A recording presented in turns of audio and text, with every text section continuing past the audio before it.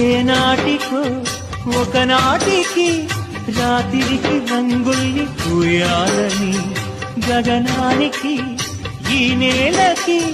విడిపోని బంధాలు వేయాలని కలలుగానే ఈ కళ్ళు కడుతున్నాయి అందాల హరివిల్లు